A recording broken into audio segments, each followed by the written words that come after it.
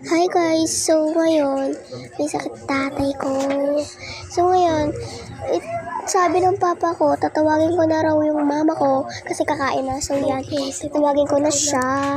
Kakain na kami. Yan, nag-acting ako ng walang camera Mama, pero kakain na daw. Mama, kakain na daw. So yan. Sumunod na sa akin si mama.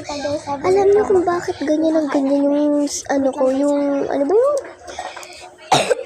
Yung ilaw ko kasi takpan ako ng takpan dyan. Sorry guys kasi may may sakit. Yan yung ulam namin guys. Ito yung pagkain nila mama. Ito yung pagkain. Ano ba yun? Adobong ginatata. Ginatang adobo, tsaka yung adobong normal. So, yun yung sa amin, adobo normal. Ay, pinakita ko, huwag ka ma-artiste. Ayun na naman ako sa kakatek-tek ko. Arte-arte ko talaga. Yan yung papa ko, kasi may sakit siya ngayon. Yan. Yun lang, guys. Bye! Bye!